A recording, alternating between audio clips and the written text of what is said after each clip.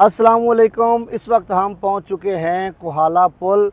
तो जनाब, इससे जो पहले स्टॉप आता है उसका नाम है पगवाड़ी।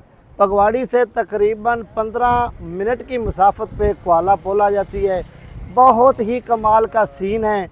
तो जनाब, आपने यहाँ पे आके फ़ोटो लेने हैं, अपनी टिकटॉक सोशल मीडिया के लिए वीडियोस वगैरह बनानी है तो लाजमी यहाँ पे आके रुकिएगा 10 से 15 मिनट। अभी जो दोपहर का टाइम है, या आप यहाँ पे फर्स्ट टाइम पहुँचे हैं तो खूब इंजॉय करेंगे, या आप सेकंड टाइम 5 बजे के बाद पहुँचे तो बहुत ही मज़ा आने वाला। ये जो हवा चल रही है उस वक्त ये हवा जो है ये ठंडी होती है, लेकिन हमारी बदकिस्मती कि हम दोपहर के वक्त यहाँ पे पहुँचे हैं। तो अभी ये जो सारे आप सीन देख रहे हैं ये कोहाला पुल के सीन हैं, बहुत ही कमाल की जगह है। तो अब अंकल से पूछते हैं, इनके पास एक कोहाला पुल की बड़ी मशहूर बात है, तो इनसे पूछते हैं कि ये सियासत के हवाले से कोई बात हमें बताना चाहते हैं।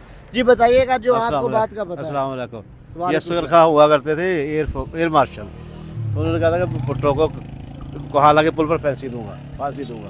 तो फिर हुआ इस तरह कि उसने बेनजी के साथ हाथ भी कर लिया। तो असगर खान जो है उसको आलू खां भी कहते थे।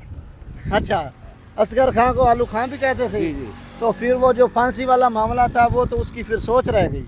वो एजेंट था किसी का, तो किसी के कहने पे उसने कहा होगा कि ये कश्मीर इंडिया को दे देंगे, तो इसलिए मतलब तो उसकी- भुट्टो कश्मीर की काज के लिए लड़ता था ना। मतलब उसकी सोच जो है वो सोच ही रह गई। हाँ, सोच रहे। तो आइए लाजमी घरों से निकलें, थोड़े से पैसे भाई जी खर्च करें अपनी ज़ात पे, अपने लिए कुछ टाइम काम को बंद कर दें और यहाँ पे आके एंजॉय करें।